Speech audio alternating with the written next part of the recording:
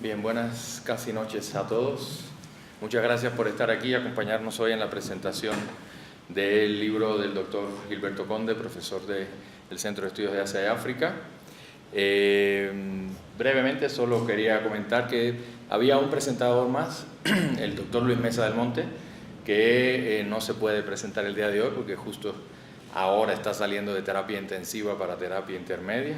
Nos dio tremendo susto ayer y antier, pero por fortuna ya va recuperándose poco a poco y ya está estabilizado. Entonces sí quería comentar de la ausencia del doctor Mesa el día de hoy. Como es característico de estas actividades, voy primero a ceder la palabra a los comentaristas del libro, aproximadamente unos 15-17 minutos cada quien, para entonces después que el doctor Conde también pueda hacer comentarios a los comentarios y abrimos entonces una sesión de preguntas y respuestas para pasar a otros menesteres quizás más activos como rifas, brindis y demás. Entonces, permítanme presentarles a los comentaristas de la presentación del día de hoy. En primer lugar, le daremos la palabra al doctor Lorenzo Meyer. Lorenzo Meyer es académico y editorialista, egresado del Colegio de México, donde obtuvo una licenciatura y un doctorado en Relaciones Internacionales. También realizó estudios de postdoctorado en Ciencia Política en la Universidad de Chicago. Ha escrito varias obras sobre las relaciones exteriores de México y la Revolución Mexicana.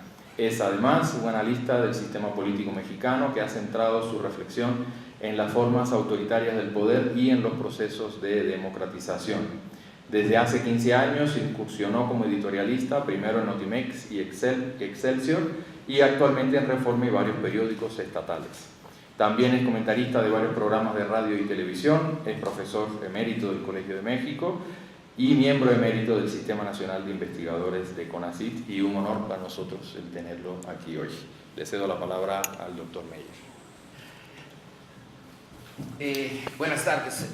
15 minutos, sí, está bien, no más ya. La parte más positiva de esta presentación es lo de Luis Mesa, que él tiene aquí un capítulo sobre la acción de Israel en todo este conflicto.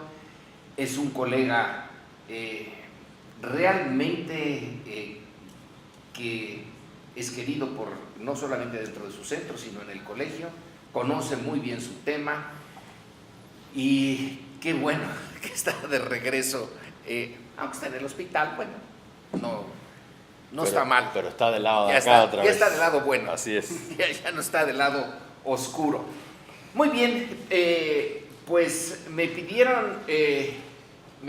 Gilberto que interviniera en esto. No sé por qué, porque yo de Siria pues no conozco más que lo que conoce cualquiera que lee los periódicos.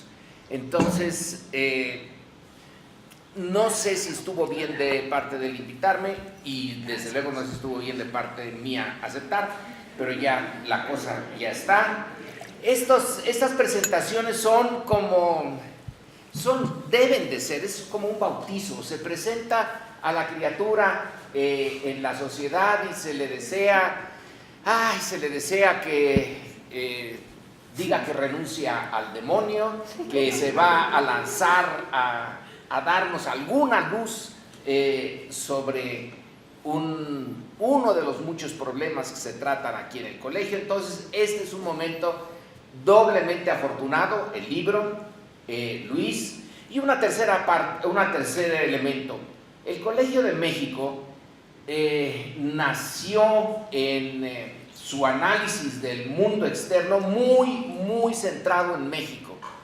Es para mí, que lo conozco, bueno, pues desde 1961 estoy aquí. Entonces he visto cómo se ha desplegado el interés del Colegio de México por áreas que ya no son México, o que ya no son las relaciones exteriores de México, sino que se va abriendo de una manera muy positiva. Este Centro de Estudios de Asia y África nació como una pequeña ramita del Centro de Estudios Internacionales, se desprendió, y bueno, ahora podemos competir con otras universidades de otras partes del mundo en una tarea que nos es consustancial a todos los miembros de una colectividad universitaria. El mundo es nuestra esfera de interés. Entonces, ver a Siria desde México es algo de lo más positivo. Yo, como no soy especialista en Siria, voy a intentar hacer alguna reflexión en esta ceremonia de iniciación del libro sobre temas que son comunes a Siria y a nuestra experiencia histórica. Porque después de todo no podemos dejar de ver a Siria desde la óptica mexicana. Estamos aquí y si estuviéramos en Berkeley o en Oxford o en cualquier otra parte la veríamos distinta. Estamos alejados geográficamente, pero hay muchas cosas que nos deberían por lo menos de impactar y de interesar. En Europa estamos viendo en Siria la construcción de una nación. Por un lado es una civilización muy antigua y por otro lado es muy nueva en su esfuerzo por crear un Estado-nación para el siglo XXI. A Europa la construcción de naciones les llevó siglos. A nosotros, incluyo México, Siria, América Latina, el Medio Oriente, no nos puede llevar tanto. El tempo de la historia es más rápido y tenemos que hacerlo más rápido, pero está complicadísimo. El libro tiene más de 630 páginas y toca apenas unos de los muchos asuntos. Es un verdadero, ¿cómo le llamaremos de una manera que suene académica y que además sea, no podemos decir es un desmadre, pero sí es un desmadre esto. Todo mundo interviene, es una situación complejísima y es sobre todo una tragedia. Francis Fukuyama, que algunos lo ven muy mal por conservador, dicen, creo que ha ido cambiando, ya no es el fin de la historia. Ahora yo estoy sobre todo interesado en su libro sobre desarrollo político y decadencia política, y ya es otro Fukuyama. Él señala que las guerras hacen naciones, que es la vía de la sangre para hacer la nación. Bueno, y pone ejemplos muy claros. El primer Estado nacional de verdadera consistencia está en China antes de la época cristiana. Luego se vino abajo, se volvió a rehacer, se viene abajo, se vuelve a rehacer, pero él señala que fueron razones militares, problemas de sobrevivencia frente a sus adversarios. Entonces la guerra pone mucho énfasis en Prusia como una forma de crear un Estado. Prusia primero crea un ejército y una vez que está el ejército se busca un Estado, porque no puede estar un ejército sin Estado.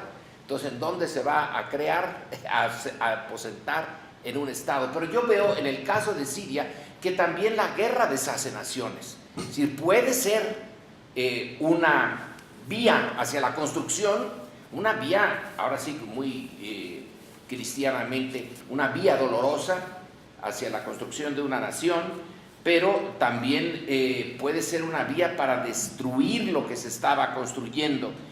Desde acá, desde México, sin ser especialista, uno ve a Siria y ve uno sobre todo la destrucción, el peligro de esa deshacerse de las cosas. Libia es otro de esos casos, pero nosotros también pasamos por eso.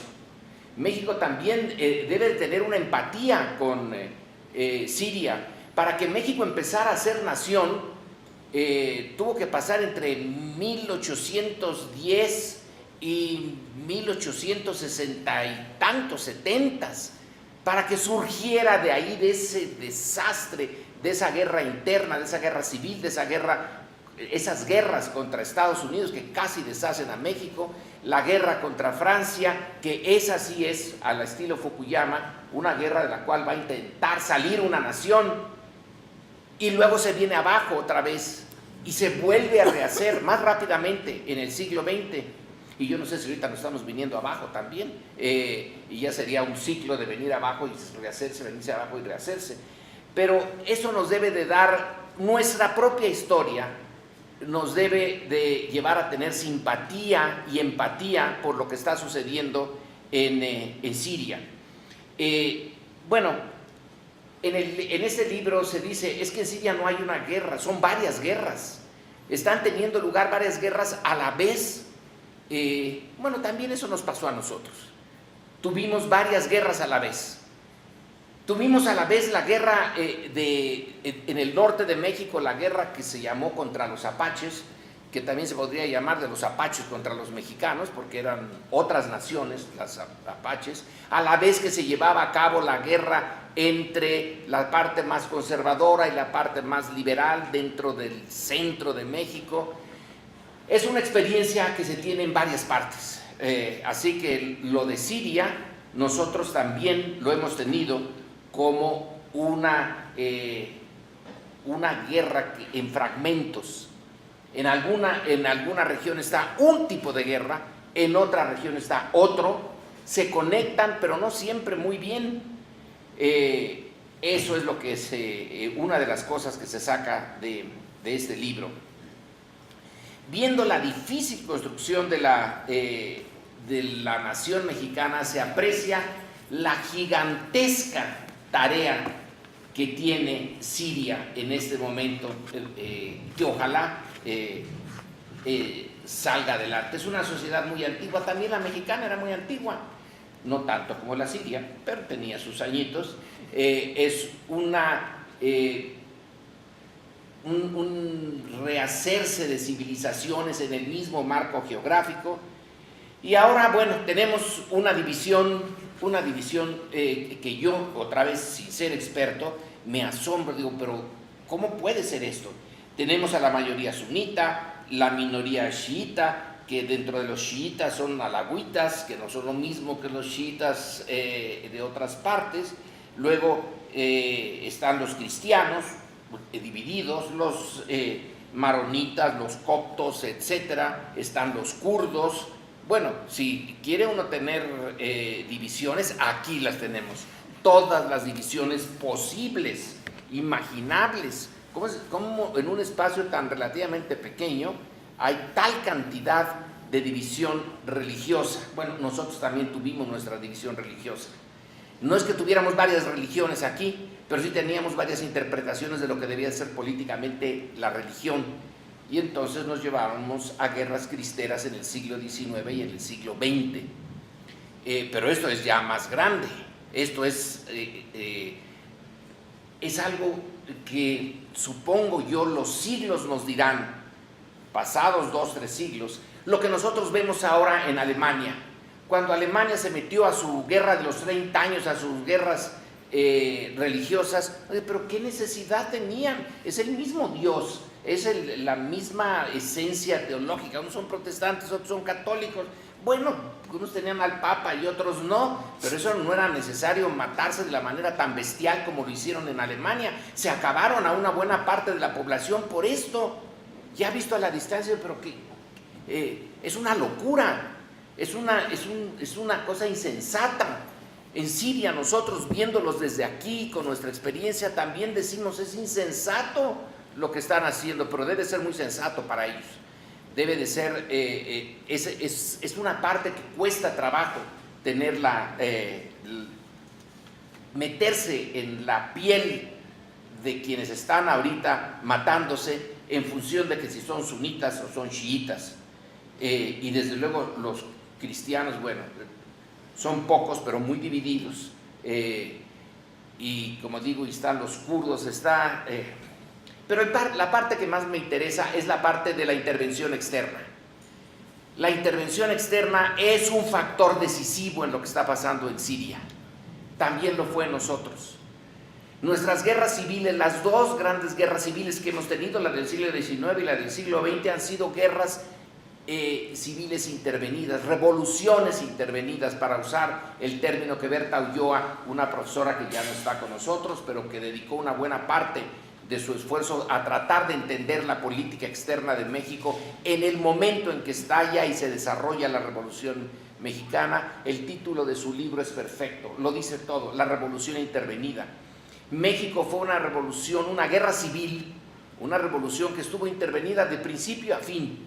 El factor externo fue un factor fundamental en ser lo que somos. No nos dejaron desarrollar ese proceso tan complicado, tan sangriento, tan brutal en México. No nos lo dejaron que lo hiciéramos solos. La soberanía no existía en este sentido y no existe en el caso sirio. Ahí tenemos a los propios países de la región, más las potencias, eso lo sufrimos también en México.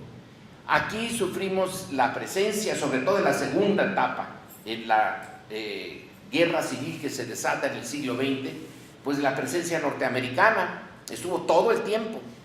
Estuvieron también las potencias europeas, no tanto como en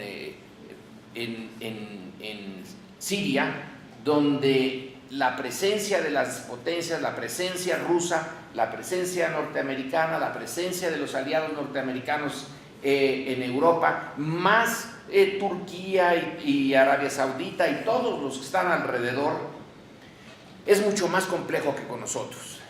Pero algo de eso ocurrió también en México. No es algo nada más del Medio Oriente ni algo único de esa época. Es un fenómeno que tiene sus similitudes con muchas diferencias en otros casos, y me estoy refiriendo básicamente al nuestro. El colonialismo, la presencia europea, ya en la última etapa, pero en fin, Siria está como parte del Imperio Otomano, se viene abajo con la Primera Guerra Mundial. Hay un esfuerzo de hacer el Estado sirio, de darle soberanía.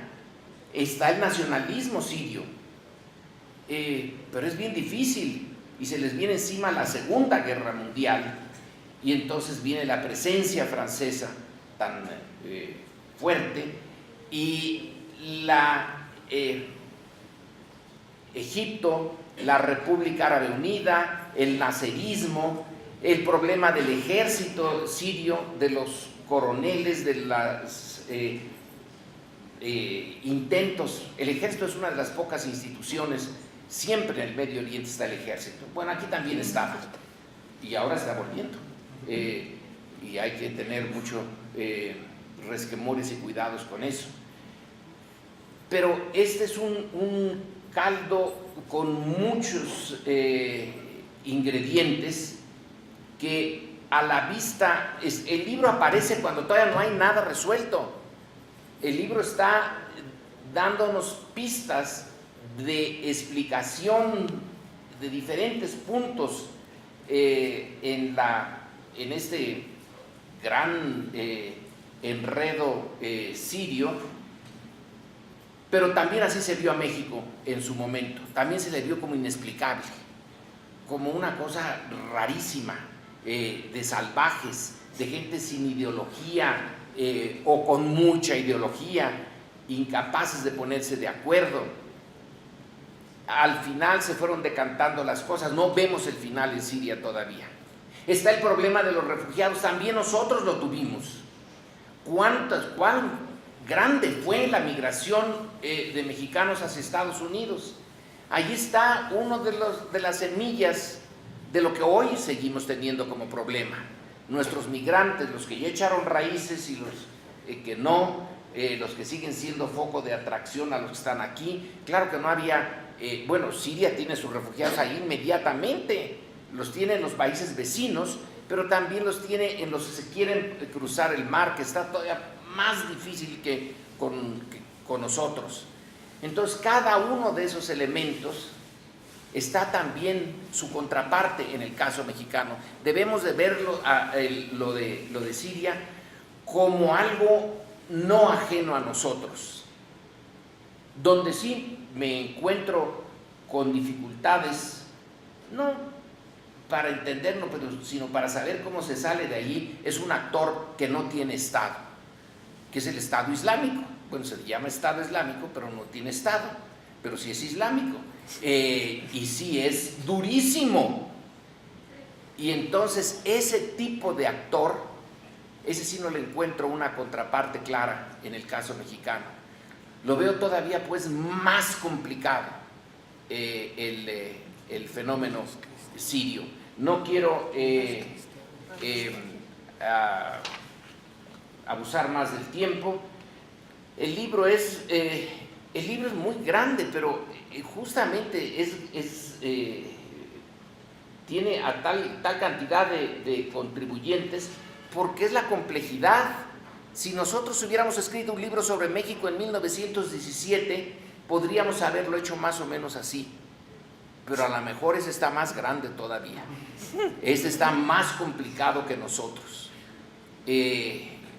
Esta intervención externa pero es la misma. Cada una de las potencias entra en función de sus intereses, y el interés del país, en el discurso siempre se habla del interés de Siria, como aquí siempre se hablaba del interés de México, pero era falso. Es el interés de Estados Unidos, era el interés de Inglaterra, era el interés de Alemania. ¿Qué rayos les interesábamos nosotros? Nada. Pero era para ver si nos metían en guerra con Estados Unidos, para ver si esa guerra evitaba que Estados Unidos mandara sus tropas al frente europeo, y así Alemania pudiera tener una situación relativamente mejor. Igual están aquí todos los actores que están detrás de las diferentes facciones peleándose en Siria. En realidad les interesa un pepino Siria. Están probándose ellos y sus intereses, y la base naval rusa, y la eterna pugna entre Estados Unidos y Rusia. En fin, bienvenido con esto. Cierro, bienvenido este libro que nos hace ser parte, al menos en este análisis, de lo que es el mundo, y de dejar de vernos el ombligo, como fue durante mucho tiempo la tradición del Colegio de México. Ahora ya no tenemos nada más, eso sí lo seguimos viendo, pero ya vemos otras partes, otros ombligos. Muchas gracias.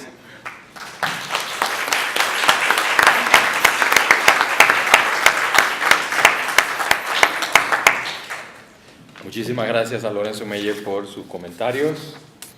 Y la siguiente comentarista es Claudia Barona Castañeda. Ella es profesora e investigadora de la Universidad de las Américas en Puebla. Es licenciada en Historia por la Escuela Nacional de Antropología e Historia. Doctora en Filosofía y Letras, sección Filología Árabe, con la especialidad en Estudios Internacionales Mediterráneos por la Universidad Autónoma de Madrid en España. Asimismo, es investigadora asociada de ACCE3, Société Normande et Rencontre de Culture de la Universidad de Tours, y del Taller de Estudios Internacionales Mediterráneos de la Universidad Autónoma de Madrid. También colabora con el Grupo de Investigación Estudios Postcoloniales del Sahara Occidental, EPSO, de la Universidad Autónoma de Madrid. Sus líneas de investigación incluyen Historia del Norte de África, Magreb, Identidad Nacional, Historia y Tradición Oral, y Organizaciones Civiles. Participa en congresos nacionales e internacionales y cuenta con varias publicaciones y documentales sobre el Sáhara y el mundo árabe. Le damos la palabra entonces a Claudia Barona. Creo que debe estar encendido ya. A ver. Sí. Buenas noches. Bien, cuando me pidieron que viniera, estaba leyendo un libro que me llegó por suerte y por vía clandestina, porque a veces los libros hay que liberarlos de otra manera, que son los diarios de Samira Jalil. Y lo fui leyendo, como dijo el profesor, librote, por tercera vez mientras leía a Samira Jalil, y eso me sirvió mucho como para reencontrarme otra vez con el texto después de haberlo utilizado en mis clases y lograr que mis alumnos lo leyeran, lo cual también es algo que agradezco a los 21 escritores de este texto, el haber hecho algo tan fácil para mis estudiantes. Samira Jalil reflexiona sobre lo que es para ella la ocupación en Siria y sobre todo la ocupación en la ciudad de Duma. Inicia sus diarios... Gracias, soy mala para tus apartejos. Perdón. Samira Jalil inicia hablando de lo que es la ocupación y lo que significa para ella. Ella considera que el mundo ha cerrado su corazón y se fue de vacaciones. Habla de un mundo caótico, más caótico de lo que se había vivido después de la Segunda Guerra Mundial, un mundo que ella no entiende y con un incremento de los gobiernos totalitarios que van marcando el desarrollo de los pueblos y sobre todo la indiscriminada violencia que se va gestando. Asimismo, ella hace referencia a que Siria no produce toda esa crisis que se está viviendo, pero sí es un hecho de que Siria va a cambiar mucho la historia de la humanidad a partir del momento que estallan las revueltas en el 2011. En ese contexto, yo creo que aparece este texto, el Sahara, Siria en el Torbellino, tiene un nombre muy largo, Siria en el Torbellino, que te aporta 21 reflexiones diferentes, 21 interpretaciones distintas y 21 escenarios, lo cual hace un texto bastante divertido, a mi gusto. Es una lectura bastante ágil, lo cual también es muy ameno del documento y en algunas partes hasta divertido, en el sentido de que te encuentras, como dijeron hace un momento, diferentes opiniones y diferentes visiones sobre lo que está ocurriendo en la región, y abre también la puerta a otras opciones de discurso que se está gestando en el área. Dividido en 3 apartados principales, va construyendo y deconstruyendo ese discurso que se está viviendo en la zona. Desde el interior lo va dibujando, lo va entretejiendo y te va planteando las claves que considera cada autor que son importantes, dando también otro elemento interesante en varios de los artículos, que son que te deja la puerta abierta a ciertas interrogantes que se pueden estar dando a futuro, o si no, hay elementos que dejas sueltos, lo cual me hubiera gustado poder cerrar al momento de leerlo, pero que también te permite o te da la curiosidad de seguir buscando qué es lo que pasa en la zona y su conexión, tanto a nivel local, como a nivel regional, como a nivel mundial. Otro elemento interesante es el aspecto didáctico que yo le encontré al documento, sobre todo los artículos finales, especialmente el de la doctora Marisela Connelly. Yo lo disfruté muchísimo. Creo que es el ejemplo perfecto de lo que es toda la obra. La doctora Connelly inicia desglosando desde lo que es el concepto de soberanía, cómo lo manejan y cómo ella te va jalando al lector a que tú entiendas la realidad y la mentalidad de los chinos para iniciar las negociaciones y los procesos en el Consejo de Seguridad con el caso de Siria. Eso yo creo eso es un elemento enriquecedor del documento, ese tinte didáctico de la obra. Lo mismo ocurre con el texto de Rusia, que también esa visión esquematizada de la autora también te permite dar otro rompe con los estereotipos que tenemos sobre el modelo diplomático ruso. Personalmente, hay otro texto que me pareció totalmente enriquecedor, que es el que habla sobre las diferentes sectas que se construyen y que se van generando a raíz de la crisis. El famoso Estado Islámico, sus variables, el Al-Nusra, la forma en que lo va desglosando el autor y lo va explicando, por lo menos personalmente me ha permitido entender muy bien y a veces aclarar muchas de las dudas que tiene uno cuando visita, por ejemplo, la región de Mali y en particular la región de la Azawad y el crecimiento de las cativas y cómo estas cativas tienen esta influencia sectaria, esta influencia con el discurso clánico, el discurso de la pertenencia a la familia y el incremento de una nueva organización criminal regional que curiosamente, retomando la idea anterior, se vincula con México, porque las cativas de Mali, casi todo el producto, o lo que llaman ellos el jale, tiene su propio concepto mexicano, viene de nuestro país. Desde la Ruta Cero introducen todo el tráfico de heroína y de cocaína y de marihuana a Acapulco Golden, llega a la zona y se distribuye a través de las cativas, con este discurso obviamente de este yihad, entre comillas, y este discurso de lo que también, entre comillas, en algunos de ellos, como los nuevos barbudos, que se mueven en la zona, y acá hasta que han creado un sistema sanitario. Entonces, este texto por lo menos me parece totalmente divertido. Y no se diga la manera en que las autoras que están al final de la obra te jalan a América. El texto de la maestra Cuadro es otro que también yo personalmente disfruté, sobre todo con la respuesta de mis estudiantes. La forma en que la maestra va desglosando la crisis en Venezuela, que me hubiera gustado que la profundizara más, todo lo que, la puerta abierta que deja ella en lo que son los movimientos críticos al neoliberalismo, el liberalismo y estos modelos raros que se han impuesto, la respuesta social, el incremento de las crisis, y en particular cuando ella hace referencia a lo que implican las Malvinas frente a las colinas del Golán. Esa aceleración en primera instancia te podría brincar muchísimo, pero cuando la vas desglosando con los estudiantes, cuando estás viendo comparativas de lo que pasa en esa zona y nos está pasando a nosotros, te vas aclarando dudas y sobre todo ves un escenario muchísimo más completo de lo que surge a partir de una crisis que se da en una región que a veces desde nuestra propia perspectiva la vemos muy distante, pero la tenemos bastante cerca. Ese es un texto que yo lo recomiendo muchísimo.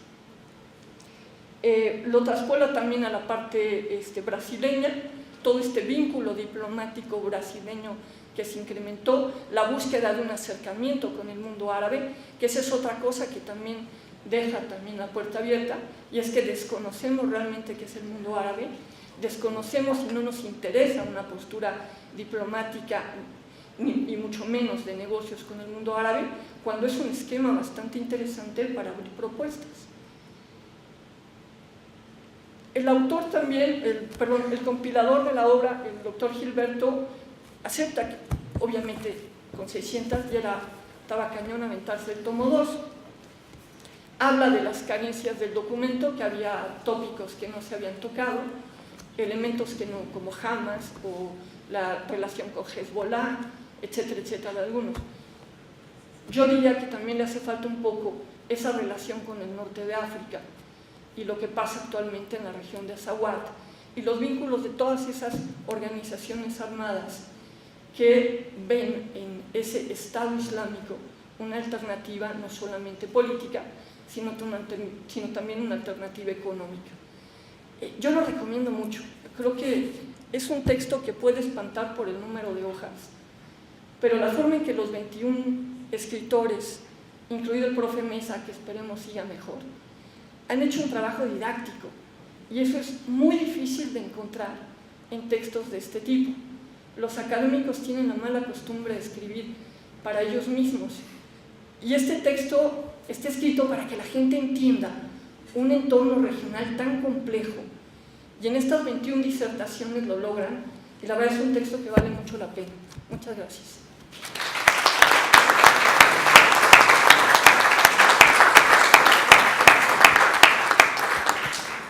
Muchas gracias a Claudia Barona por sus comentarios. Y el último comentarista de la noche, antes del coordinador, es el doctor Moisés Garduño. Él es profesor de tiempo completo, adscrito al Centro de Relaciones Internacionales de la Facultad de Ciencias Sociales y Políticas de la UNAM, donde dirige el taller de estudios sobre Medio Oriente. Es doctor cum laude en estudios árabes e islámicos contemporáneos por la Universidad Autónoma de Madrid y maestros en estudios de Asia y África con especialidad en Medio Oriente por el Colegio de México.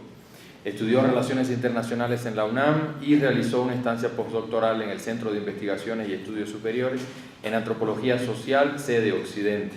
Sus líneas de investigación versan sobre política, cultura y movimientos sociales en Medio Oriente y sobre los actores políticos en la República Islámica de Irán. Es autor de 2 libros y coordinador de otros 2. Asimismo, ha publicado numerosos artículos académicos. Pertenece al Sistema Nacional de Investigadores en el nivel 1. Gracias. Bueno, en primer lugar, muy buenas tardes a todos. Quiero, en primer lugar, manifestar el gran honor que siento por compartir esta mesa con todos ustedes y con queridos colegas, a quienes admiro profundamente por su trayectoria académica, su compromiso con México y sobre todo por la calidad humana que ellos muestran no solo en sus investigaciones, sino también en su labor docente y en su vida cotidiana. Aprovecho esta entrada para decir que nuestro querido colega y amigo Luis Mesa del Monte se encuentra en recuperación y que espero de todo corazón que pronto salga del hospital sano y salvo para seguir conversando y problematizando sobre estos asuntos con él, que yo considero que es la persona más brillante en los estudios de Medio Oriente en toda América Latina, y he estado de acuerdo con sus propios colegas y sus estudiantes. Agradezco enormemente al Centro de Estudios de Asia y África, al coordinador del libro Siria en el Torbellino, Insurrección, Guerras y Geopolítica, por su amable invitación a escribir un capítulo en él y ahora a presentarlo esta tarde, invitación que me honra, pero al mismo tiempo me plantea el reto de hablar de Siria, un país que se despedaza por múltiples intereses extranjeros, desde México, otro país que también duele porque se nos está desboronando pues, ante nuestros propios ojos. Y esto no solamente lo digo por el reporte del International Institute of Strategic Studies, en el que dice que después de Siria, México es el segundo país más violento del mundo. No, yo no voy a poner en tela de juicio la metodología de ese reporte como lo hizo el gobierno mexicano. Tampoco puedo probar ni comprobar con base en el número de muertes que México sea el segundo, el tercero o el cuarto. A nadie le interesa estar en las listas, en esas listas o listas como esas, pero lo que sí podemos decir con certeza es que tanto México, al igual que Siria, ambos países son países que lejos de ser violentos, han sido violentados, que lejos de ser países pobres, han sido países empobrecidos, saqueados e intervenidos por intereses de múltiples dimensiones. No importa si somos el primer o segundo lugar, ¿no? Lo que sí es interesante y necesario decir es que ambos países han sido saqueados bajo condiciones y dimensiones diferentes y que por esa resonancia tenemos algo que decir, de acuerdo con lo que decía el doctor Lorenzo Meyer en su intervención. Con este punto de partida voy a compartir con ustedes 3 reflexiones a propósito del libro que hoy nos convoca, ya para pasar a una breve, digamos, retroalimentación con nuestros colegas y la distinguida audiencia que nos acompaña. La primera reflexión es a propósito del título, el torbellino. La referencia al conflicto sirio, mediante analogías como tormenta, huracán, torbellino y otras similares, se encuentran muy presentes en la comunidad académica francesa, que se manifiesta sobre lo ocurrido en Siria con el objetivo de hacer resonancias directas con lo que ocurre entre este país árabe y lo que ha ocurrido en Palestina, sobre todo cuando se asocia la palabra torbellino con la palabra Nakba, catástrofe en árabe. Palabra que se refiere a la tragedia que experimentan los palestinos frente a la intervención extranjera de múltiples actores y sobre todo por la ocupación militar israelí, que por cierto en este año cumple 50 años, desde 1967. En efecto, esta es otra Nakba, la Nakba siria, porque tal como ocurre en Palestina, el sirio de hoy suele clasificarse no solo por categorías sectarias impuestas a las diversas etnias que viven y habitan en el país, sino también por un vocabulario de corte orientalista que trata al sirio como extremista, moderado, terrorista, refugiado, colaboracionista, rebelde, indocumentado, regulado, infiltrado, expulsado, desplazado, entre múltiples y otras denominaciones que nos encaminan a tratarles exclusivamente por meras cuestiones de exilio, diáspora, intervención, partición, ocupación, retirada, migración o retorno. Agreguemos a esta lista el ingrediente islamista y todo el debate que hay alrededor de la famosa islamofobia, palabra que no es recogida por el diccionario de la Real Academia de la Lengua y que probablemente tiene su origen en la respuesta a la occidentosis o Gapsadegui, plaga de Occidente, digamos acuñada por Ahmed Fardí, retomada después por Jalal al-Ahmad en la década de los años 60. Todos estos ingredientes en su conjunto sectarizan cada vez más a Siria, a los sirios y a su lucha. Al igual que los palestinos, la Nakba siria ha provocado que problematicemos con los sirios desde conceptos que van desde la satanización del individuo hasta su victimización. Porque para los medios globales de comunicación, si eres un migrante sirio, o te conviertes en un extremista potencial que puede llenar de terror las calles de las capitales más exquisitas de Europa, o bien pasas a ser una víctima trágica al convertirte en objeto de lástima y compasión para la contemplación de la opinión pública internacional. En este sentido, el uso de las palabras torbellino, catástrofe, tormenta, es atinado. Sin embargo, por otro lado, esas mismas analogías pueden quedar limitadas si pensamos que lo que tienen en común estas palabras es que todas ellas se relacionan o son catástrofes naturales, cuestión que para nada puede ser aplicable a la catástrofe siria, ni a la palestina, ni a la yemení, ni a ninguna otra, porque a diferencia de lo que ocurre con los fenómenos naturales, estas catástrofes son catástrofes provocadas por actores con nombres y apellido, con intereses a diferentes plazos, con inversiones en la guerra que son acompañadas por diversas técnicas de negociación cuya identificación puede abonar a que la catástrofe se vaya erosionando, a diferencia de los torbellinos naturales a los cuales se les suele esperar para que terminen por sí solos. En el caso de Siria y cualquier otra catástrofe, esto no ocurrirá, al menos en el corto y mediano plazo. La segunda reflexión tiene que ver con la estructura del texto. Si lo anterior se toma en cuenta y entendemos el torbellino como una catástrofe provocada, aprovecharemos mejor las aportaciones que nos ofrece este libro, el cual se estructura en tres partes que abordan la triple dimensión del conflicto armado, la local, la regional y la internacional, a través de 20 textos y una introducción, todos ellos con una sólida bibliografía, donde se usan fuentes primarias y secundarias, las prensas regionales, oficiales y alternativas, también llamadas prensa ciudadana, diversos sitios de internet, redes sociodigitales, testimonios, entre otras, todo esto con un aparato crítico sumamente sostenido. Esta gama de fuentes, a su vez, plantea otro reto al lector, pues este reto es el de las famosas narrativas, las cuales, sabemos nosotros, no tienen otro objetivo que legitimar y justificar las prácticas militares en el terreno de todos los actores implicados.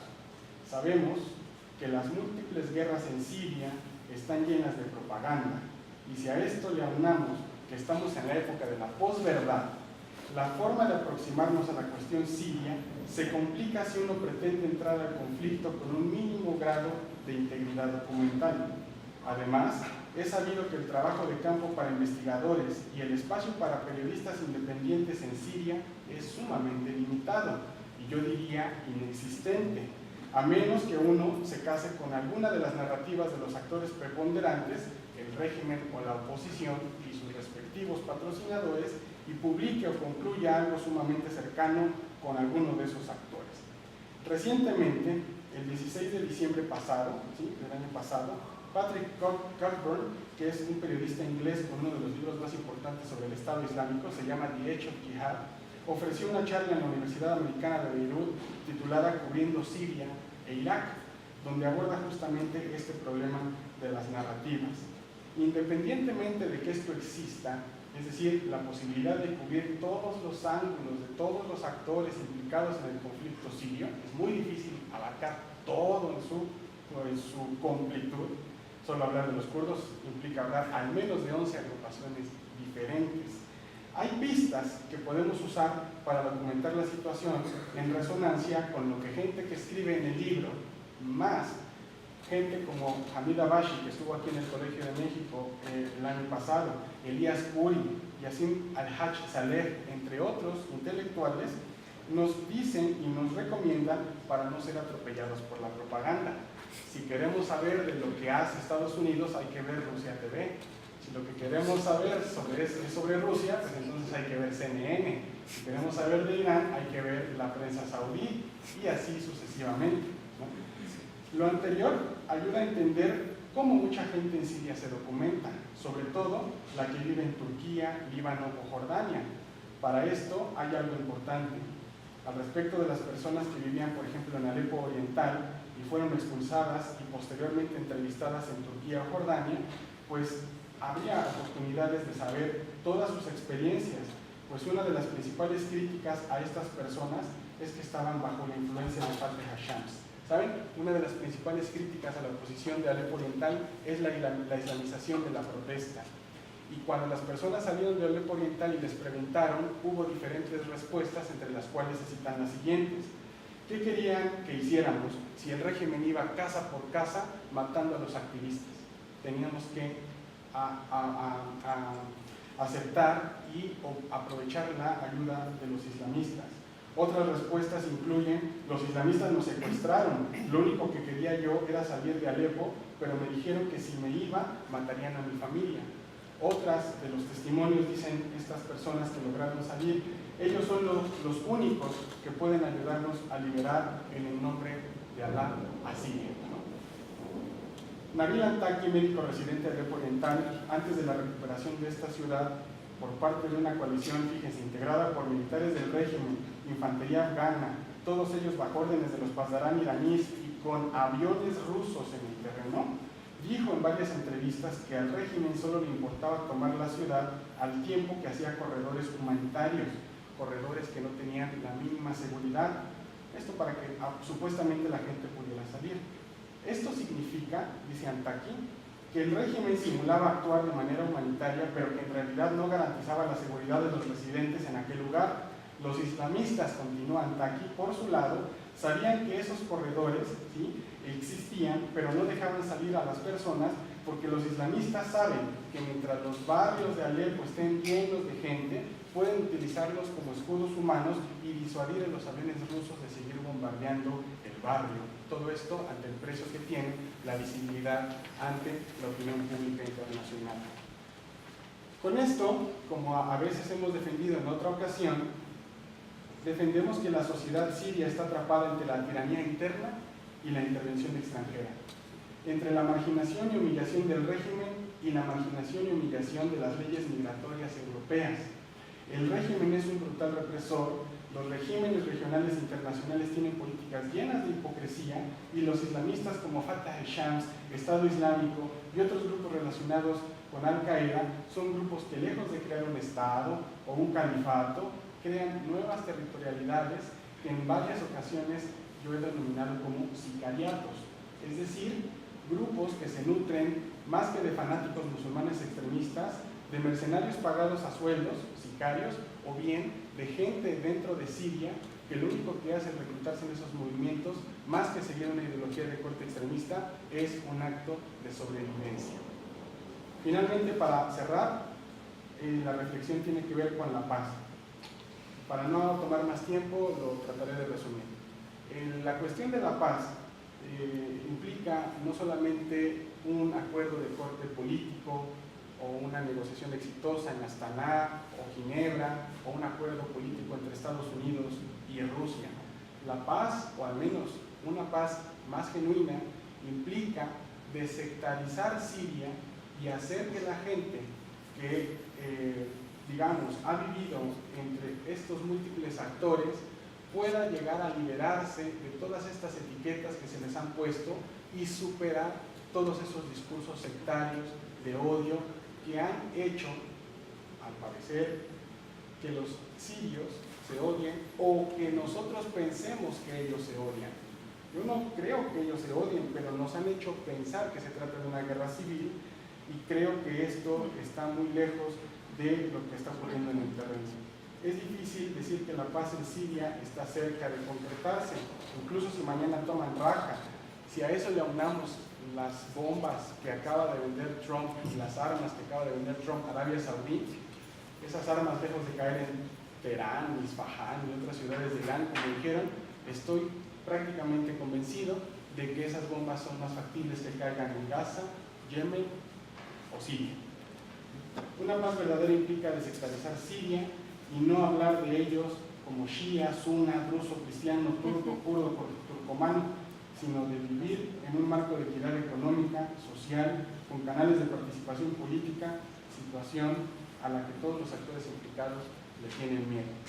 En síntesis, en este libro podremos encontrar las pistas necesarias para intentar sumergirnos un poco en el conflicto y tratar de documentarnos de una manera humana. Muchísimas gracias.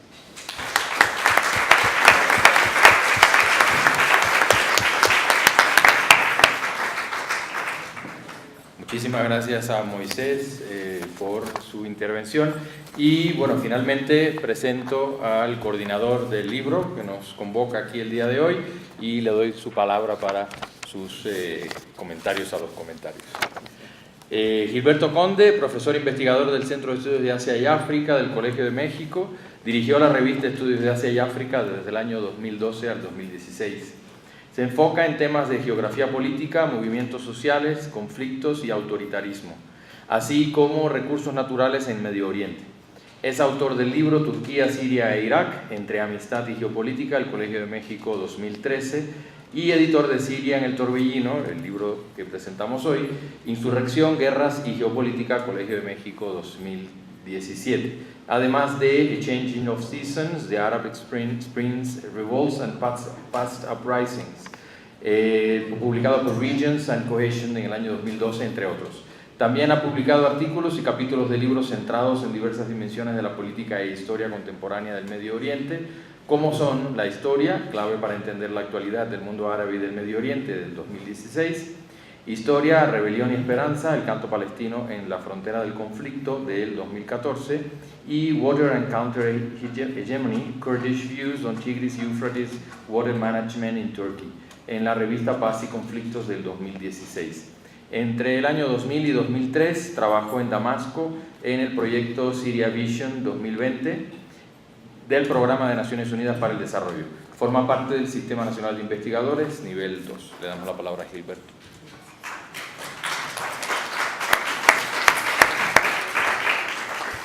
Muchas gracias a todos.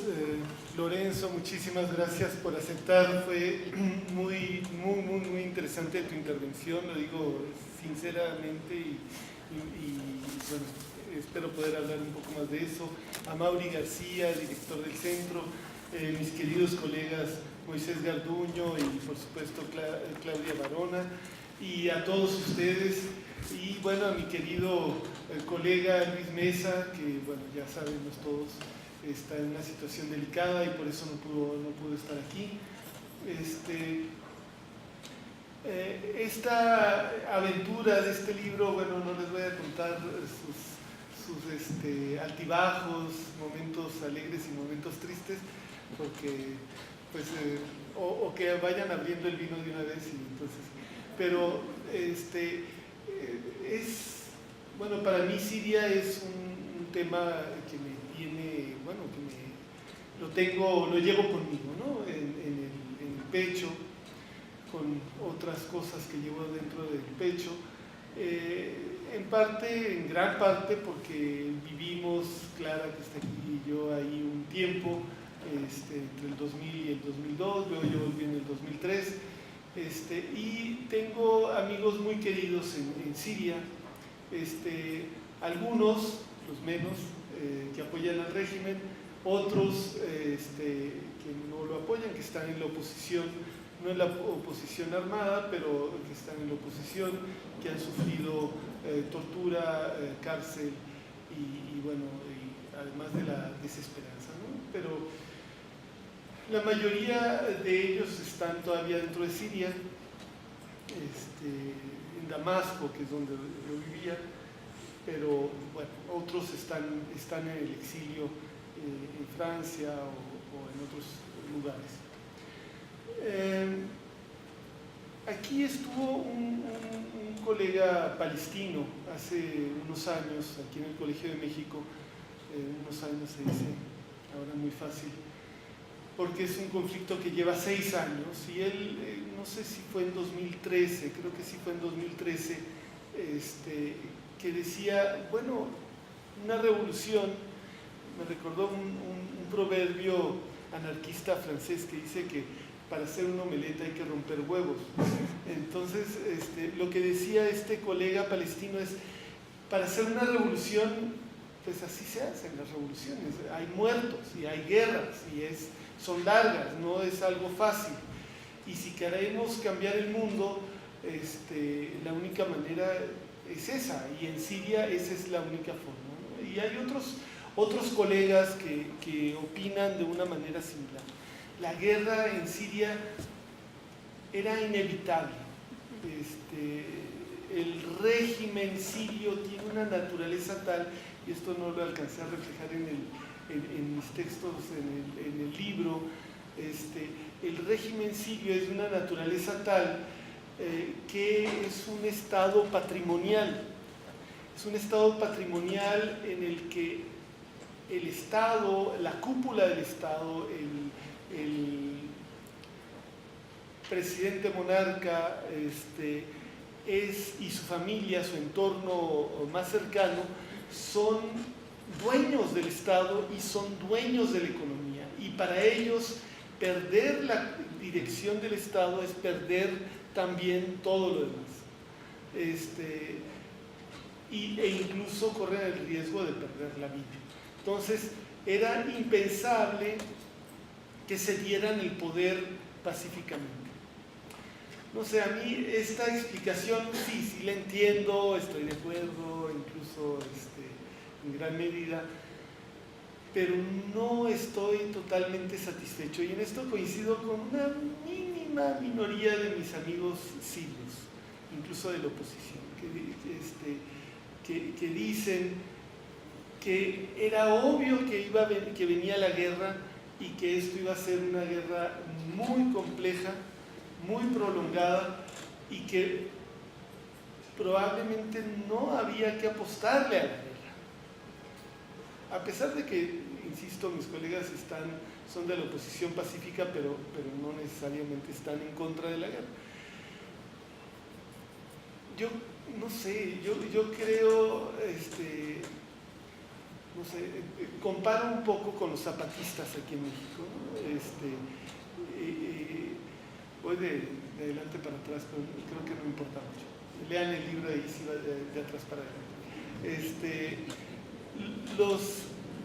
Los zapatistas, yo creo que en algún momento estuvieron ante una disyuntiva así y tomaron una decisión muy complicada, seguramente para ellos en su momento, una decisión muy complicada de irse por una vía muy larga, muy lenta, muy difícil, pero que no era la vía de las armas, sin abandonar las armas, pero decidieron no optar por la vía de las armas y decir, bueno, el cambio va a ser de catunes o de, no sé, cuentas calendáricas mayas prolongadas. Y no, ¿verdad? Porque también están en una lucha cotidiana por cambiar ya hoy en sus lugares, etc. Entonces, no sé, yo me pregunto, ¿en Siria era una posibilidad? ¿No era una posibilidad buscar eso? Creo que a muy poca gente se le ocurrió, y de todos modos el régimen no dio mucho lugar para eso. El que piense esto no me hace pensar, por supuesto, para los que me conocen y para los que conocen lo que he escrito, por supuesto que los que apoyaron a la oposición, como los que apoyaron al régimen, no estaban pensando en estas posibilidades. Todos los que apoyaban desde afuera apoyaron la opción armada, la opción de la violencia. Unos, el régimen y sus aliados, porque pensaron, y ahora vemos que con razón, es cosa de aguantar. Es cosa de aguantar. Si aguantamos aquí, ya la hicimos, aunque se destruya el país, se haga pomada. Y los que apoyaban a la oposición y probablemente parte de la oposición ya fueran grupos tipo Al-Qaeda o después Estado Islámico o gobiernos, etc. Es cosa de darles un poquito de armas y se cae el régimen casi solo. Así como se cayó en Túnez el presidente o el presidente de Egipto. No era tan fácil. O como Gaddafi, pero Gaddafi hubo una ayuda masiva que no ha habido en Siria. Esa ayuda, si ha habido una ayuda masiva, vamos, sí, si ha habido mucha ayuda, muchos millones de dólares, que la cifra no la conozco, pero son muchos, pero ha sido una ayuda más selectiva. Por ejemplo, el gobierno de Al-Assad tiene el control de los aires. Puede ir a Alepo, a Idlib, a Hama, Homs, Al-Hota, a los alrededores de Damasco, etc. Puede ir con helicópteros o con aviones y lanzar un barril lleno de pólvora y objetos que va a estallar y que va a destruir un edificio completo con quien esté adentro, o una región más amplia que un edificio completo. Frente a eso, por supuesto que ni Turquía, ni Arabia Saudí, ni Jordania, ni etcétera, dan a la oposición armas antiaéreas. ¿Por qué? Porque Washington se los prohibió. Les dijo no. No se les van a dar armas antiaéreas porque no sabemos, desde 2011, no en 2014, 2013, cuando ya se veía que estaba ahí Estado Islámico, Al-Qaeda, etc. No, desde 2011, 2012 se dijo no, porque no sabemos quiénes son esos rebeldes sirios. No sabemos qué va a pasar después. Entonces se encontraron los sirios, más inconscientemente que conscientemente, en una situación en la que creían la oposición que tenían un apoyo internacional importantísimo y que iban a poder derribar a ese régimen, cuando que no lo tenían realmente ese apoyo como lo hubieran requerido para lograrlo eso. Y esto, modestamente, creo que era previsible. Toda esta situación de que el régimen iba a perdurar en un contexto de guerra, de que no iba a haber un apoyo suficiente, lo que decía Lorenzo hace rato, de que cada potencia, cada estado internacional que participa ahí, incluso cada grupo que llegó del exterior a apoyar a la revolución siria, cada uno de todos estos actores tenía sus propios intereses y su propia agenda, que no eran los mismos de los revolucionarios sirios, de la o las oposiciones sirias. Entonces, tenemos un entramado, se desarrolló una situación muy compleja, en la que aparecieron, grupos yihadistas, cosas horribles, de las que todos aquí seguramente están más o menos enterados, y estamos en una situación que, como bien se decía anteriormente, no se le ve cuándo. Lo que sí tiene que haber, desde mi punto de vista, y sin tratar de imponer soluciones a los sirios, lo que sí tiene que haber, yo creo, a mí me parece bastante evidente que es una guerra imposible o casi imposible de ganar. De ganar en el sentido de que nos rendimos, ya nos vencieron. ¿Okay? Que lo diga la oposición o lo diga el régimen, nos rendimos, ya nos vencieron, no se ve que vaya a suceder. En 2013, a principios de 2013, estuvo a punto de caer el régimen. La oposición iba a la ofensiva y entró la dirección iraní habló con la dirección de Hezbollah, les dijo, le entran porque le entran, no hay de otra. Y Hezbollah le entró a la guerra en Siria con toda la fuerza que tiene, que es muy importante, una capacidad de combate muy fuerte. Entraron y cambiaron la correlación de fuerzas, no cayó el régimen. En 2015, a pesar de todo este apoyo, Hezbollah, apoyo material ruso, etc., otra vez el régimen estaba a punto de caer. Y entonces Rusia dijo, ni modo, le entramos, porque no vamos a permitir que esto caiga, que esto se desate de esta manera. Y le entraron y volvió a cambiar la correlación de fuerzas. Y ahora, ¿qué soluciones? Ahí está, ya se mencionaba, Astana, está Ginebra, dos capitales en las que se están teniendo negociaciones entre la oposición y el régimen, entre quienes los apoyan internacionalmente, de ambos lados. Es muy difícil, pero lo que debería, creo yo, también un grito de desesperación con los sirios, porque yo creo que la gran mayoría del pueblo sirio, ya sea dentro de Siria como fuera de Siria, porque ustedes saben que la mitad del pueblo sirio, bueno, no está la mitad dentro y fuera, pero bueno, no voy a meterme en eso ahora, pero tanto los que están fuera como los que están adentro lo que quieren es la paz, y es muy natural, pero para lograr la paz tiene que haber concesiones, y las concesiones tienen que ser de ambos lados. Yo creo que hay experiencias muy importantes desde el lado de la oposición, experiencias de autogobierno que son muy importantes, que deberían poderse rescatar.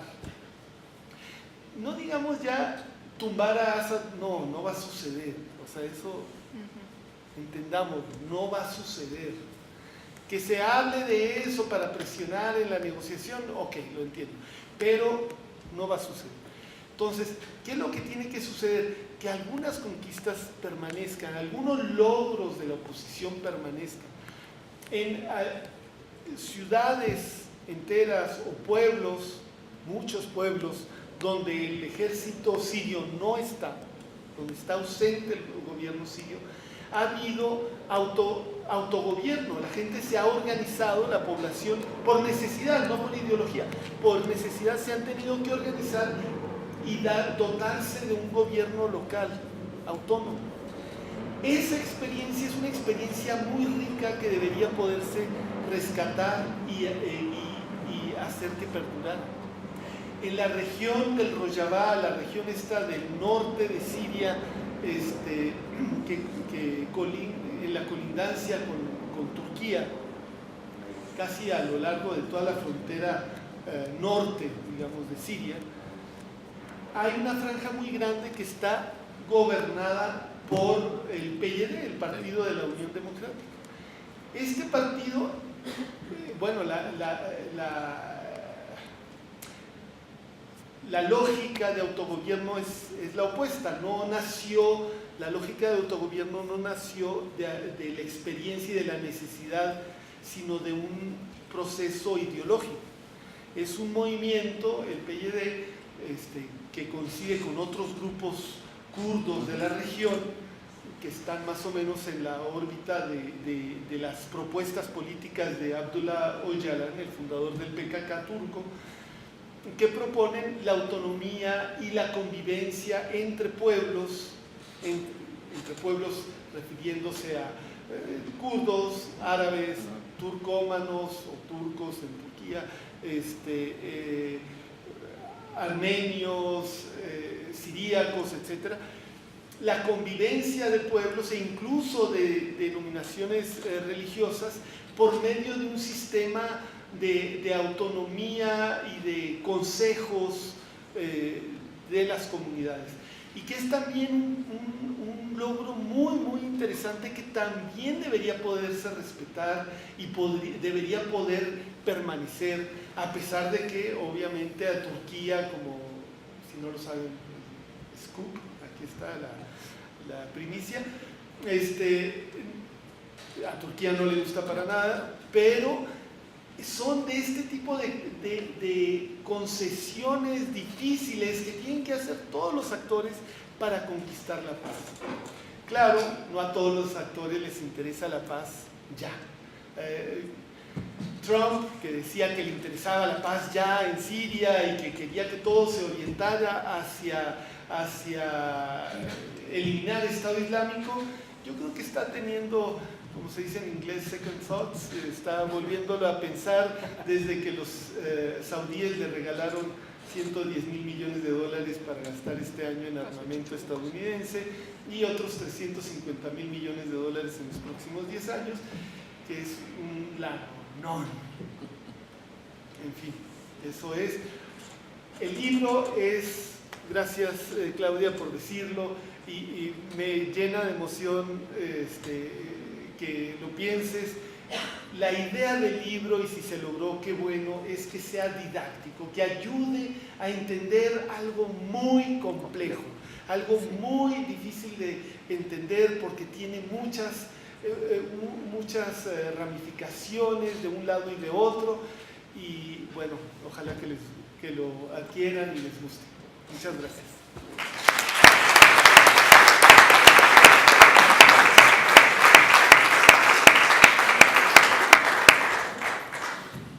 Muchas gracias, Gilberto, muchas gracias a los comentaristas y muchas gracias por el libro. Abrimos entonces una sesión de preguntas y respuestas.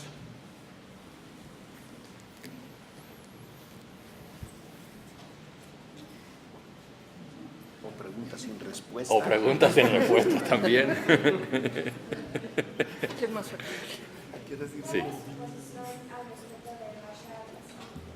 ¿Cuál es la posición de alguno de ustedes con respecto a Bashar al-Assad?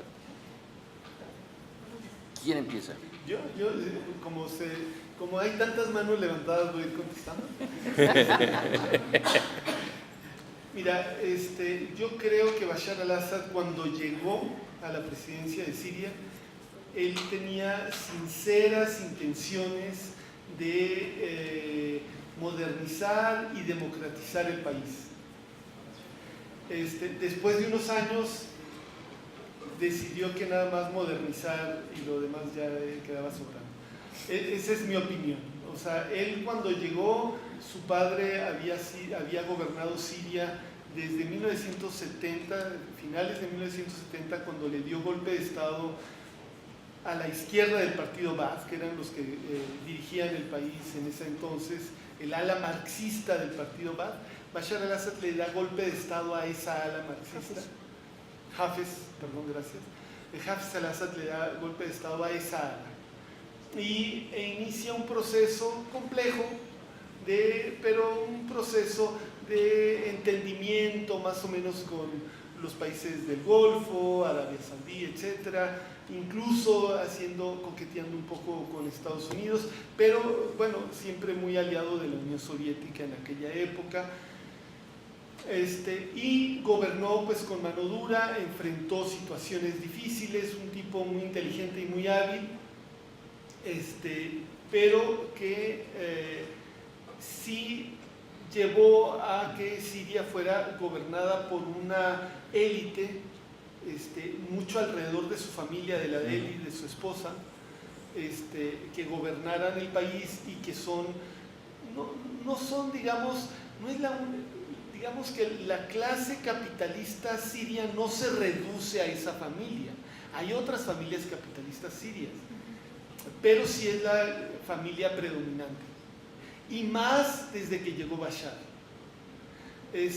Cuando llegó Bashar, el hijo, es cuando estaba a punto de morir el papá, bueno, murió, cambiaron la constitución para que Bashar pudiera ser presidente porque la constitución, él no daba la edad legal. De hecho, ni siquiera el hijo predilecto para ocupar ese cargo no era él, era otro que murió en un accidente automovilístico, le gustaba correr y se estampó por ahí. Pero Entonces cuando llega Bashar, todos sabemos, oftalmólogo, formado en Londres, casado con Basma, muy guapa, sunni, ella, el alawi, ella también habla un súper árabe, Basma, pero ella creció en Londres, de familia siria, llega con esta idea de modernizar y democratizar, pero sin todas las respuestas. Entonces, sí se abrió, hubo un debate en Siria en esos años, entre 2000 y 2003, justo cuando yo estuve ahí casualmente, afortunadamente para mí. Bueno, y en ese debate tuvo lugar una persona que también le tengo un gran afecto, que es el doctor Aysam Zaim, que fue un sirio que fue profesor aquí en el Centro de Estudios de Asia y África, y que iba a ser mi director de tesis. Y bueno, me fui cuando a él lo llamaron. Él era de izquierda, ligado al Partido Comunista, la fracción más tradicional o estalinista, podríamos decir, del Partido Comunista Sirio, la fracción de Khaled Bakdash, y lo invitaron porque él fue experto del Programa de Naciones Unidas para el Desarrollo de la ONU y de la Organización de Naciones Unidas para el Desarrollo Industrial. Y como había dejado esa organización, y lo invitaron, les interesaba mucho su acercamiento ante lo que había que hacer para sacar adelante a Siria. Entonces lo invitaron como ministro de planeación, se fue y yo me fui detrás de él unos meses después. Pero entonces hubo un debate muy importante acerca de qué hacer, y había un sector fuerte, particularmente de la burguesía siria, pero también gente dentro del Estado. Bueno, los lazos en burguesía-Estado son muy estrechos ahí, que decían: abrámonos ya y de boca al neoliberalismo y a la globalización. Y gente como Aysam Zaim decía: no, momento, no vamos a evitar la globalización, pero bailemos con la globalización, tratemos de hacerlo cuidadosamente, un poco como los chinos, para que no nos rompa la cabeza la globalización. Y primero como que le querían hacer caso, pero después decidieron que mejor no, y lo echaron del gobierno de una manera bastante desagradable a finales de 2003 o mediados de 2003. Y se optó por la globalización. A partir de 2007, bueno, yo leí reportes del Fondo Monetario sobre Siria de 2007 y de 2008, y felicitan a Siria por aplicar las medidas del Fondo Monetario y por abrir la economía siria, que es un ejemplo de transición de economía dirigida a una economía libre. Bueno, ¿dónde están los reportes del Fondo Monetario hoy? Este proceso de globalización y de apertura al neoliberalismo, simultáneamente con un proceso de esta apertura, esta promesa de apertura democrática con la que llegó Bashar, estos dos movimientos contrarios de Glasnost y Perestroika, en la que Glasnost se va al carajo y domina Perestroika. Bueno, esta es la que hizo la pregunta muy joven para entender estas locuras mías, pero este proceso hizo que mucha gente se desencantara de Bashar al-Assad. Mucha gente que tuvo esperanza en lo que pudiera significar.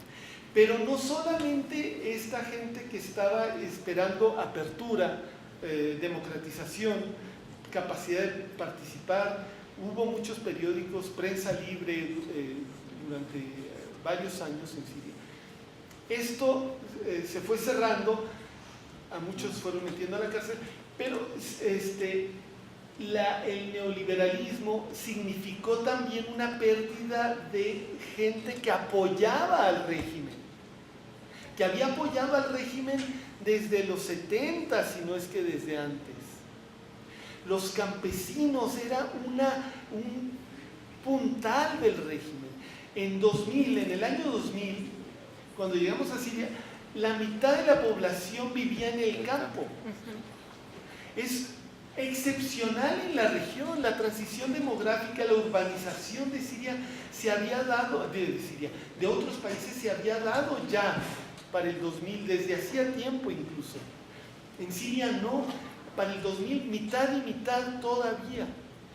¿Por qué? Porque los campesinos seguían recibiendo, bueno, algunos campesinos vivían en condiciones muy jodidas, pero muchos seguían recibiendo subsidios. Estos subsidios y el Fondo Monetario, felicitando al gobierno, se fueron eliminando, coincidiendo además con sequías consecutivas de 4 años consecutivos, que Thomas Friedman lo ha documentado. Pues hizo que el campesinado estuviera bastante inconforme con lo que antes consideraban su gobierno, más allá de las sectas de Sunna Shia, Sunna Alawi, etc. Eso desapareció, y al desaparecer, pues se fue erosionando la legitimidad de Bashar. Entonces no es tanto qué opino yo de Bashar, sino qué opinaban los sirios ya para entonces de Bashar. Y esa situación, Siria, en medio de esa situación estalla la primavera árabe, en casi todo el mundo árabe. Los sirios primero muy cautelosos, pero tenía que llegar ahí también, y llegó, y estalló de una manera bien estúpida, realmente. O sea, bueno, ya lo digo en mi capítulo, pero estalló por unos chavos que grafitearon la misma consigna que se gritaba en todas las calles árabes en esos días, que era: el pueblo quiere que caiga el régimen, como el título del libro coordinado por Luis Mesa. Pintaron eso en las calles, en su escuela, no recuerdo en qué muros. 13 chavitos, o sea, adolescentes. Pues los arrestaron, los torturaron, y claro, la gente del pueblo se enojó y salieron a protestar. Y el gobierno reprimió, y cada vez las protestas eran más grandes. Hasta que en una semana ya no eran las protestas solo en el pueblito, eran en toda Siria casi, menos en Damasco y Alepo, pero en la Siria semiurbana y rural estaba en llamas al cabo de poquísimos días. O sea, si no hay razones para que el pueblo se levante, el pueblo no se va a levantar por más que venga Trump en persona a repartir lana para que te levantes contra tu gobierno. No va a suceder. Esas teorías del complot, de que la intervención extranjera puede que haya ocurrido, no me extrañaría, pero no basta para explicar un levantamiento popular de la magnitud del siglo. Ahora, todo lo que hemos dicho lo sigo sosteniendo. O sea, el gobierno estadounidense como el ruso intervienen por sus propios intereses, no por los intereses de los sirios, como lo decía Lorenzo sobre la Revolución Mexicana. Súper interesantes estas conexiones. Y bueno, sobre una comparación más, aunque Siria tiene una dimensión aproximadamente equivalente a la del estado de Sonora, su población es aproximadamente del tamaño de la población mexicana en la época de la Revolución Mexicana, 24 o 25 millones de habitantes. Y el número de muertos se está acercando. En México se habla de 1 millón, no sé qué tan... Bueno. En Siria, también a ojo de buen cubero, se habla de 400,000, que otros hablan de mucho más, ¿no? Pero, digamos, las dimensiones son parecidas. En cuanto a los sirios que han salido del país buscando refugio, pues también las cifras son muy disparatadas, muy dispares, pero se habla de 5 millones, 6 millones, y los refugiados internos o desplazados internos, si queremos usar el vocabulario académico oficial, los desplazados, o sea, la gente que se ha ido de su pueblo a otro pueblo para que no los maten, son como otros 7 millones. Entonces estamos hablando que aproximadamente la mitad, si no es que más de la mitad de la población siria está fuera, está buscando refugio en otro lado que no sea en su propio hogar. Entonces, para que nos demos otro punto de comparación con México, para que nos demos idea de lo que esto significa, es la población del área metropolitana de la Ciudad de México. Son como 22, 23 millones de habitantes según los cálculos. Imagínense que la mitad de toda la población de la ciudad estuviera corriendo, ¿no? Esa es la situación de Siria. Otra pregunta, perdón. Quizá una respuesta, una observación. Los sistemas autoritarios basados en una persona, en una familia, tienen por fuerza que encontrarse en momentos críticos. La institucionalización es muy difícil.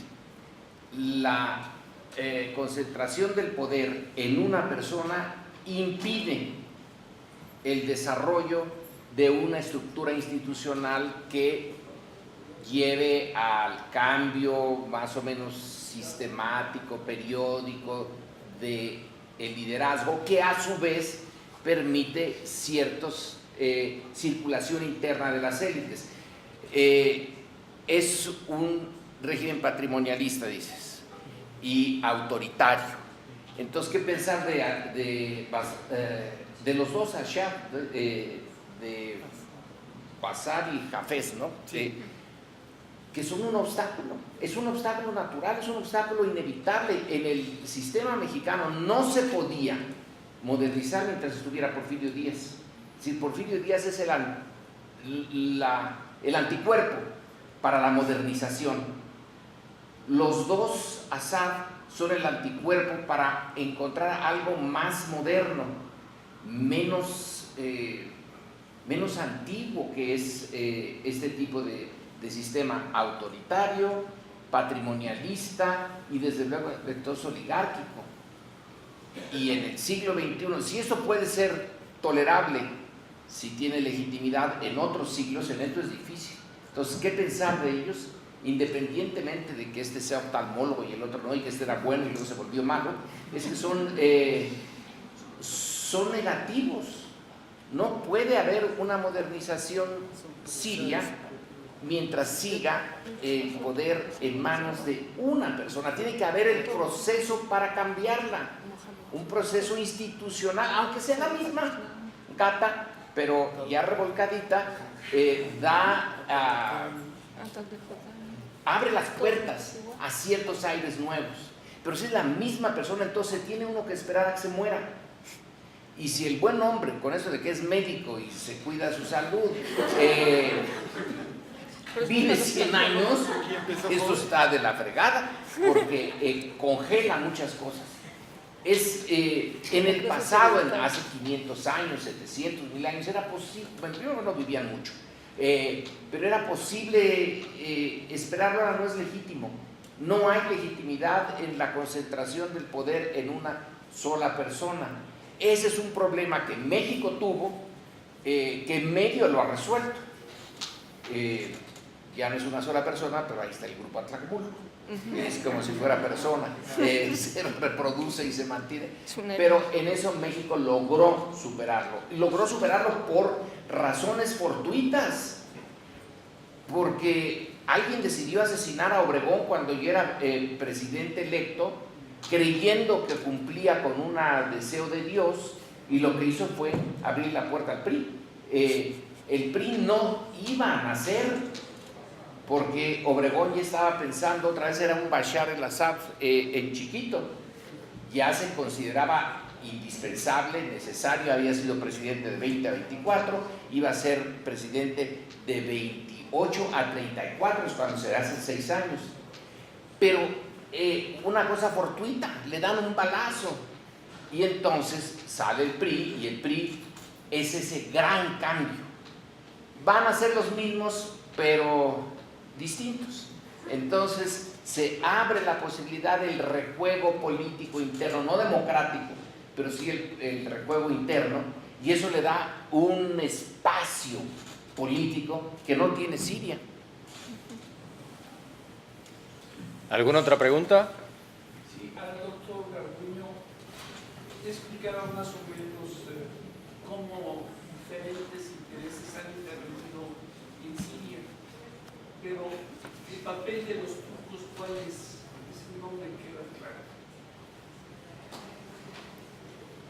Bueno, el papel de los turcos es también muy complejo porque la principal preocupación que tienen la gran población kurda que tiene en su territorio, que tiene frontera con la población kurda de Siria, como ya bien apuntaba el doctor Conde, esa línea que colinda con Turquía, pues ve a grandes rasgos un apoyo, cualquier apoyo a los kurdos en Siria, que tienen un muy cercano a los kurdos turcos, cualquier apoyo a esos kurdos en Siria, pues va en detrimento del interés nacional de Turquía.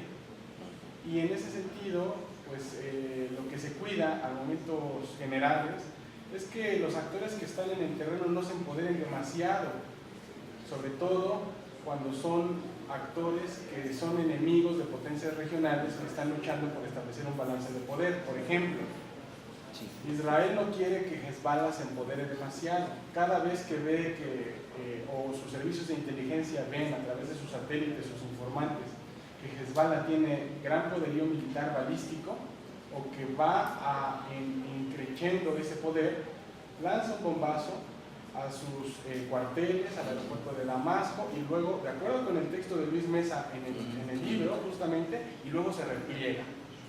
Turquía también, justamente, con los kurdos, ¿no? Ahora, la operación que se está planeando para Raqqa, para arrebatarle supuestamente al Estado Islámico ese bastión, tiene como uno de sus componentes el apoyo estadounidense a los kurdos sirios. Yo me acuerdo que Gilberto proponía esto a principios, cuando realmente se estaba surgiendo el conflicto, y hay gente que está en los mismos kurdos en Siria aprovechando y aceptando esa ayuda, y hay gente que no quiere, en aras de mantener la autonomía política que todo movimiento de autogestión y de cooperación mutua necesita para seguir legitimándose en su base social. Decían, si me voy a ayudar a Estados Unidos, no gracias, porque se deslegitima para algunos. Entonces es este juego más o menos geopolítico. Turquía está enrabiada con que se le apoye a los kurdos, pero es una decisión que ha tomado la administración de Trump, ¿no? Y la pregunta ahí sería, bueno, si ya Turquía está enrabiada y los kurdos tienen cierto apoyo militar por parte de Estados Unidos, moderado, lo suficiente para recuperar Raqqa, ¿a quién le van a dar Raqqa? ¿Quién va a gobernar Raqqa? ¿El régimen? ¿Los islamistas? ¿Los kurdos? Que van a aceptar esta ayuda? Y en ese sentido es más o menos la política de tensión, ¿no? Es una tensión constante entre todos los actores implicados, ¿no? Donde Turquía desempeña un papel interesante. Y al respecto de lo que comentaban de Bashar al-Assad, hay un concepto bien interesante en árabe que es la yumruquilla, la república hereditaria, ¿no?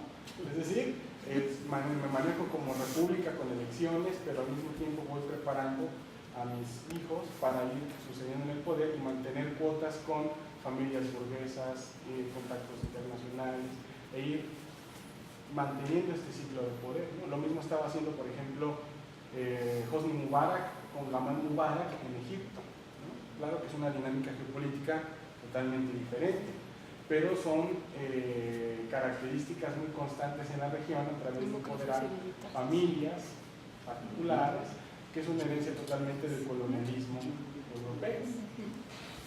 Gracias. Están hablando de la familia del Mazo.